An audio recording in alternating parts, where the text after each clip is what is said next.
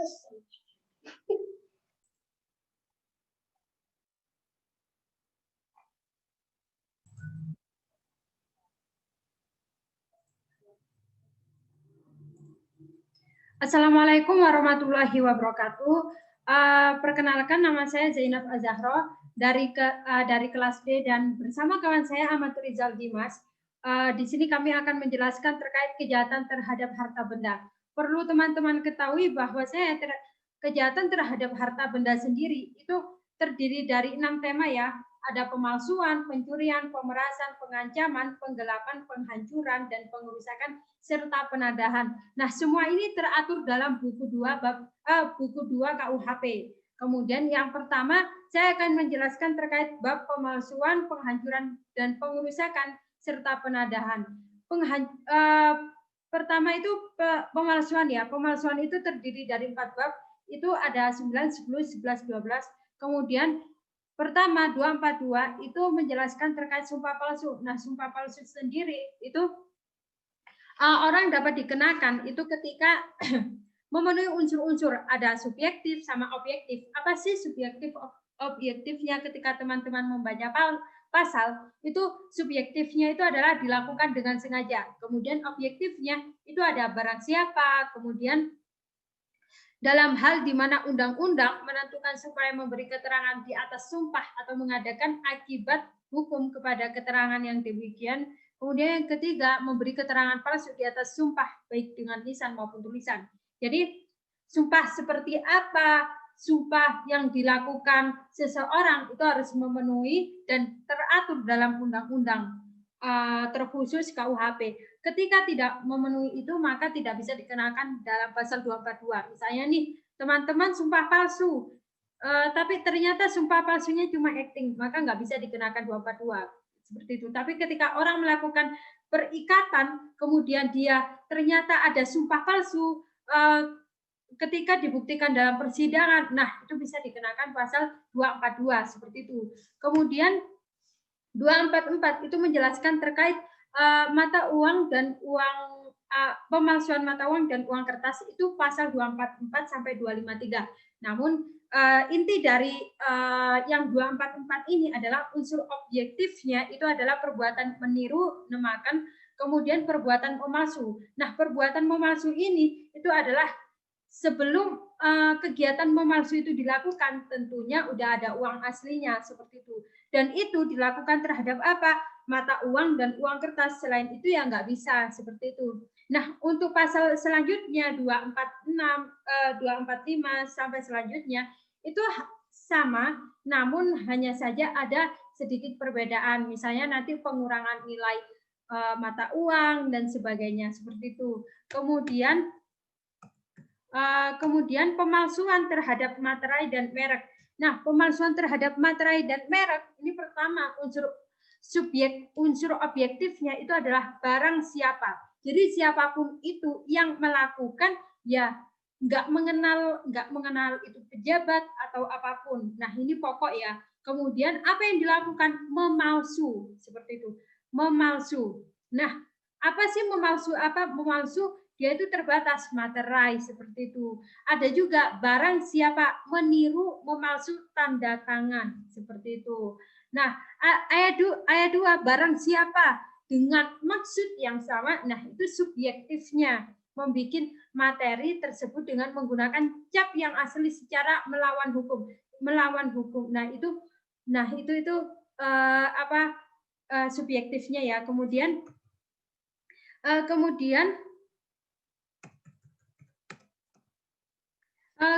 di pasal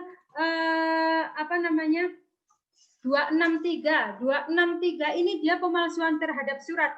Pemalsuan terhadap surat itu pastinya unsur subjektifnya itu adalah dengan maksud untuk menggunakannya sebagai surat asli. Nah, itu subjektifnya. Objektifnya ya membuat surat palsu, kemudian memalsu kayak gitu.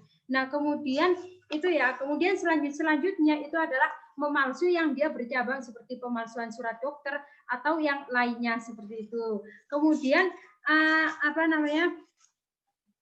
kemudian kita akan beralih kepada penghancuran dan pengerusakan ya, penghancuran dan pengerusakan itu teratur dalam 406 sampai 412. Ini tindak pidana seperti kayak misalnya orang-orang yang melakukan pengerusakan, misalnya merusak HP, merusak apa, itu bisa dikenakan dengan KUHP ini, namun harus sesuai dengan unsur-unsurnya seperti itu. Kayak 406 ini unsurnya apa? Ada dilakukan dengan sengaja, itu subjektifnya ya, dilakukan dengan sengaja.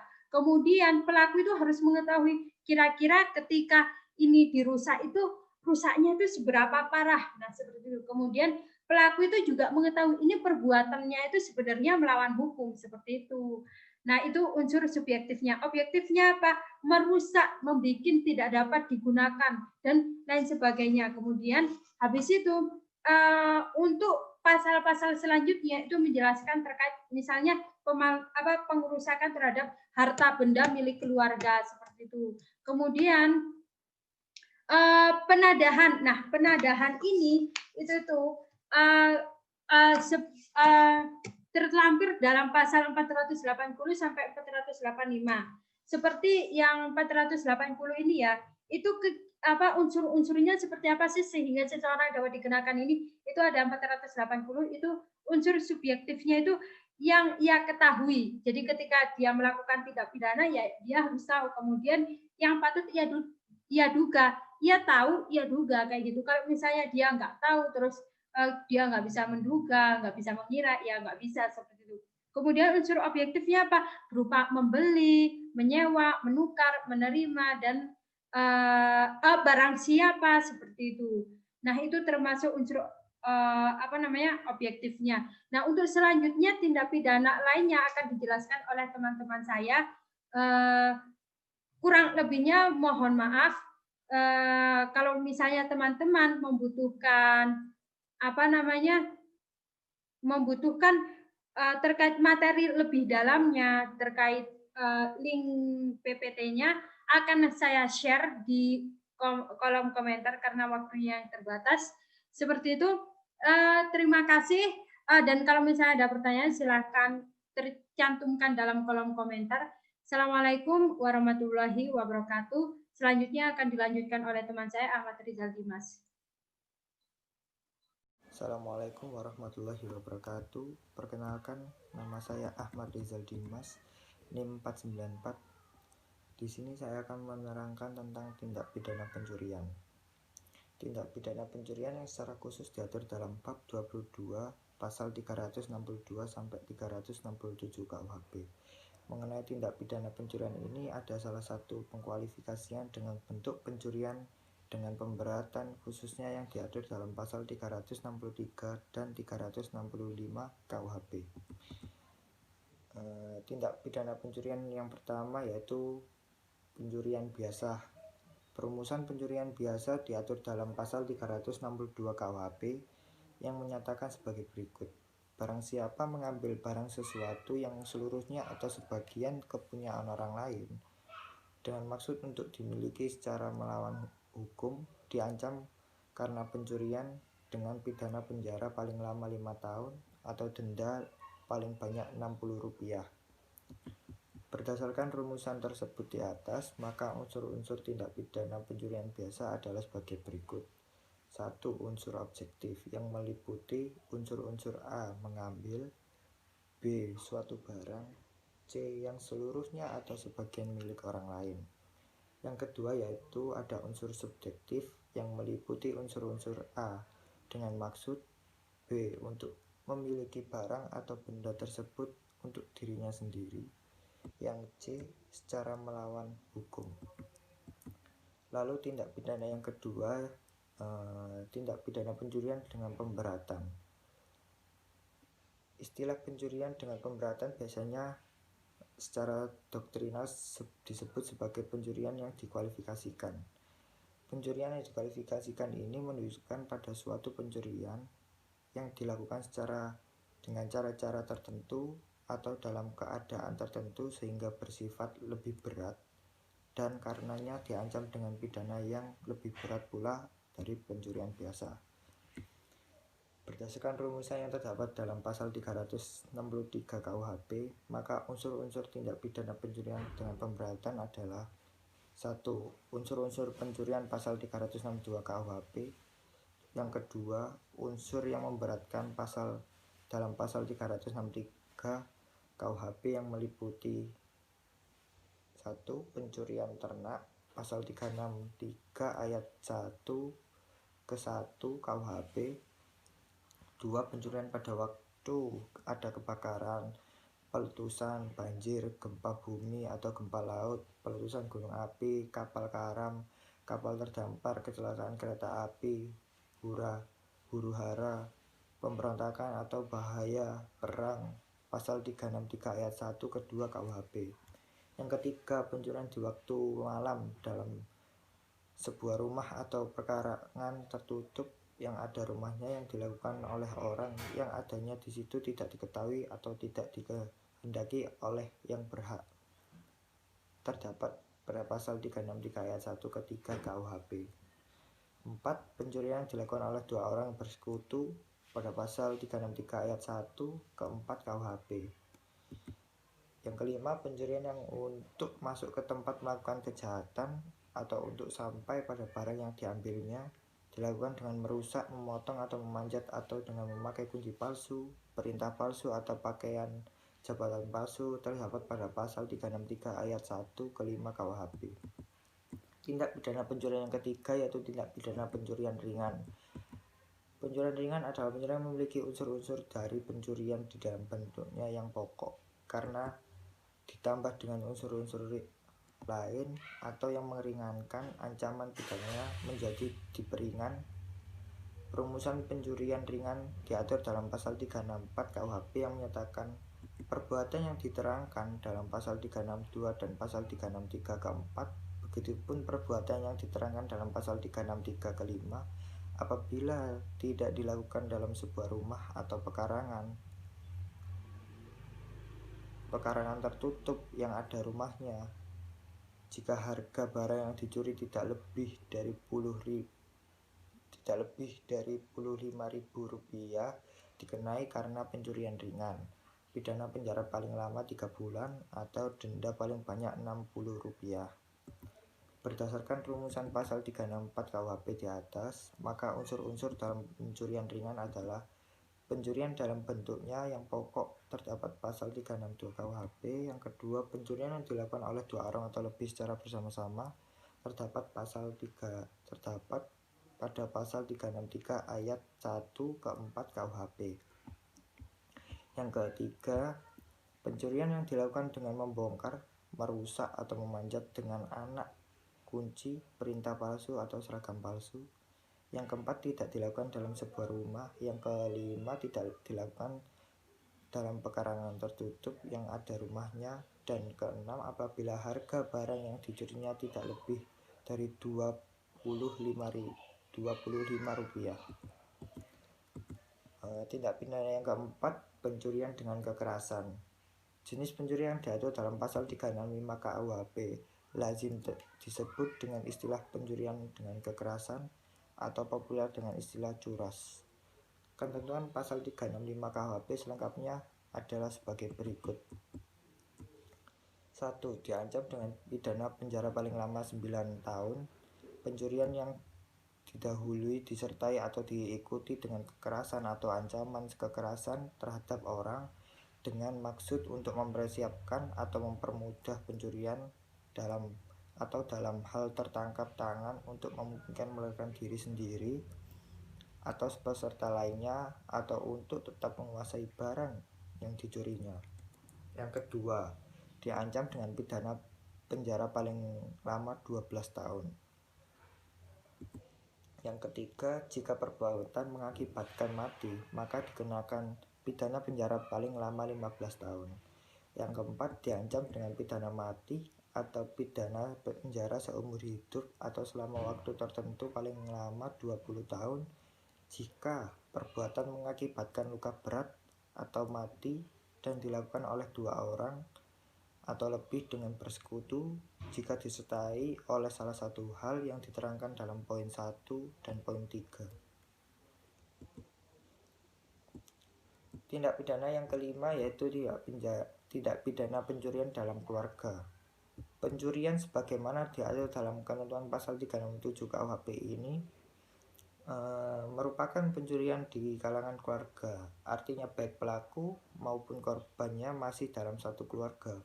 Pencurian dalam pasal 367 KUHP akan terjadi apabila seorang suami atau istri melakukannya sendiri atau membantu orang lain pencurian terhadap harta, benda istri atau suaminya. Berdasarkan ketentuan pasal 367 ayat 1 KUHP, apabila suami istri tersebut masih dalam ikatan perkawinan yang utuh, tidak terpisah meja ataupun tempat tidur, juga tidak terpisah harta kekayaannya, maka pencurian atau membantu pencurian yang dilakukan oleh mereka mutlak tidak dapat dilakukan penuntutan.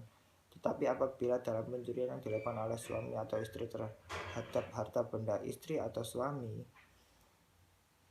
ada orang lain atau bukan sebagai anggota keluarga, baik sebagai pelaku maupun sebagai pembantu, maka terhadap orang ini tetap dapat dilakukan penuntutan sekalipun tidak ada pengaduan. Lalu pembahasan kali ini yaitu tindak pidana pemerasan atau pengancaman. Tindak pidana pemerasan sebagaimana diatur dalam bab 23 KUHP sebenarnya terdiri dari dua macam tindak pidana, yaitu tindak pidana pemerasan dan tindak pidana pengancaman.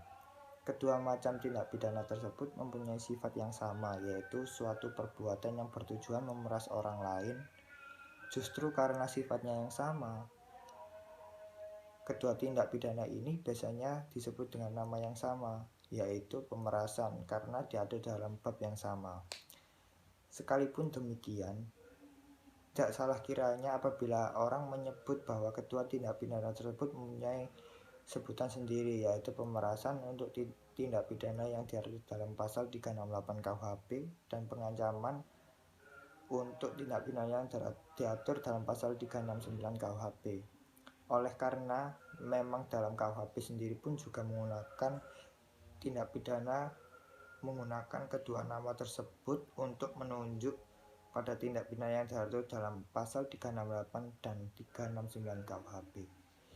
Dalam ketentuan pasal 368 KUHP, tindak pidana pemerasan dirumuskan dengan rumusan sebagai berikut. Yang pertama, barang siapa dengan maksud untuk menguntungkan diri sendiri atau orang lain secara melawan hukum, memaksa orang lain dengan kekerasan atau ancaman kekerasan untuk memberikan sesuatu barang yang seluruhnya atau sebagian adalah milik orang lain, atau supaya memberikan hutang maupun menghapus piutang, diancam karena pemerasan dengan pidana penjara paling lama 9 tahun. Yang kedua, ketentuan pasal 365 ayat 2, ayat 3, dan ayat 4 berlaku dalam tindak pidana ini. Unsur-unsur yang ada dalam ketentuan pasal 368 KUHP. Yang pertama, unsur objektif yang meliputi unsur-unsur. Yang pertama, memaksa. Yang kedua, orang lain. Yang ketiga, dengan kekerasan atau ancaman kekerasan. Yang keempat, untuk memberikan atau menyerahkan sesuatu barang atau yang seluruhnya atau sebagian kepunyaan orang lain. Yang kelima, supaya memberi hutang. Yang keenam, untuk menghapus piutang. Lalu ada unsur subjektifnya yang meliputi unsur-unsur yang pertama dengan maksud, yang kedua untuk menguntungkan diri sendiri atau orang lain. Lalu tindak pidana pengancaman. Bentuk tindak pidana pengancaman yang kedua adalah dalam bahasa Inggris tindak pidana pengancaman ini dikenal dengan nama blackmail. Sedang dalam bahasa Prancis dikenal istilah sintik. Sebagaimana dikemukakan sebelumnya bahwa tindak pidana yang diatur dalam pasal 368 dan 369 KUHP sama-sama merupakan pemerasan. Perbedaannya hanya terletak pada cara-cara yang digunakan dalam kedua tindak pidana itu.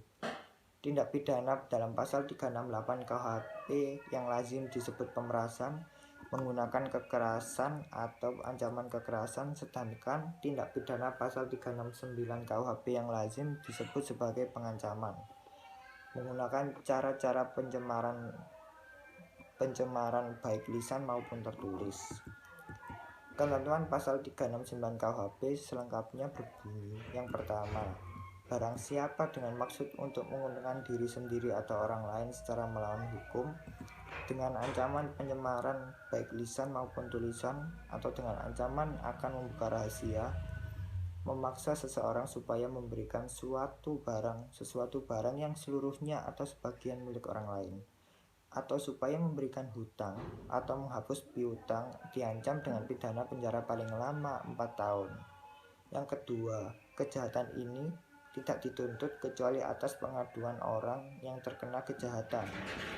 Unsur-unsur tindak pidana pengancaman pasal 369 KUHP di atas adalah yang pertama ya, unsur-unsur objektif yang meliputi unsur-unsur yang pertama, memaksa, yang kedua orang lain, ketiga dengan ancaman pencemaran baik lisan maupun tulisan atau ancaman akan membuka rahasia, yang keempat supaya memberi hutang, yang kelima menghapus piutang.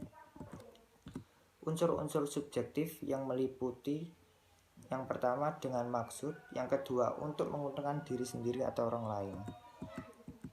Melihat unsur-unsur pasal 369 dan 368 KUHP tampak semakin jelas bahwa bangunan hukum antara kedua tindak pidana tersebut mempunyai esensi yang sama, yaitu memeras orang lain. Hanya kedua tindak pidana tersebut menggunakan cara-cara yang berbeda untuk mencapai maksudnya. Lalu ada tindak pidana penggelapan.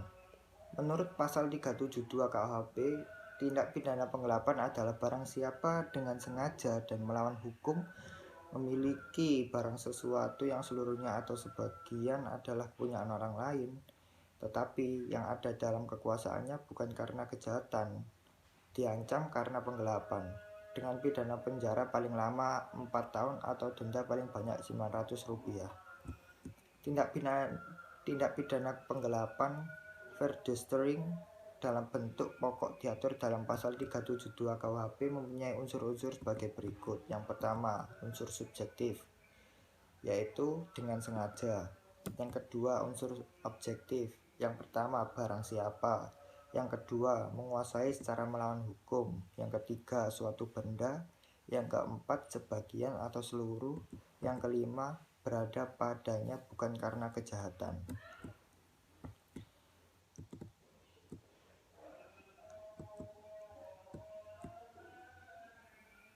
Jenis-jenis tindak pidana penggelapan diatur dalam buku 2 bab 24 Kitab Undang-Undang Hukum Pidana yang berjudul penggelapan. Tindak pidana penggelapan diatur dalam beberapa pasal, yaitu pasal 372 KUHP sampai dengan pasal 377 KUHP yang isinya tadi yang 372 sudah saya jelaskan. Isinya yaitu pasal 372 barang siapa dengan sengaja dan melawan hukum memiliki barang sesuatu yang seluruhnya atau sebagian kepunyaan orang lain tetapi yang ada dalam kekuasaannya bukan karena kejahatan, diancam karena penggelapan dengan pidana penjara paling lama 4 tahun atau denda paling banyak Rp900. Lalu yang pasal 373 berbunyi, perbuatan yang diterangkan pada pasal 372 apabila yang digelapkan bukan ternak dan harganya tidak lebih dari Rp250 diancam sebagai penggelapan ringan dengan pidana penjara paling lama 3 bulan atau pidana denda paling banyak Rp250. Yang ketiga yaitu pasal 374 berbunyi, penggelapan yang dilakukan oleh orang yang penguasanya terhadap barang disebabkan karena ada hubungan kerja atau karena pencarian atau karena mendapat upah untuk itu diancam dengan pidana penjara paling lama 5 tahun. Yang keempat, pasal 375 berbunyi, penggelapan yang dilakukan oleh orang yang karena terpaksa diberi barang untuk disimpan atau yang dilakukan oleh wali pengampu pengurus atau pelaksana surat wasiat, pengurus lembaga sosial atau yayasan terhadap barang sesuatu yang dikuasainya selaku demikian diancam dengan pidana penjara paling lama 6 tahun. Yang kelima, pasal 367 berbunyi, ketentuan dalam pasal 367 berlaku bagi kejahatan-kejahatan yang dirumuskan dalam bab ini. Yang keenam, pasal 377 berbunyi, dalam hal pemidanaan berdasarkan salah satu kejahatan yang dirumuskan dalam pasal 372, pasal 374, dan pasal 375, hakim dapat memerintahkan supaya putusan diumumkan dan dicabutnya hak-hak berdasarkan pasal 35 KUHP nomor 1 sampai 4, yaitu 1. Hak memegang jabatan pada umumnya atau jabatan yang tertentu. Yang kedua, hak memasuki angkatan bersenjata. Yang ketiga, hak memilih dan dipilih dalam pemilihan yang diadakan berdasarkan aturan-aturan umum. Yang keempat, hak menjadi penasehat hukum atau pengurus atas penetapan pengadilan, hak menjadi wali pengawas, pengampu atau pengampu pengawas atas orang yang bukan anaknya sendiri.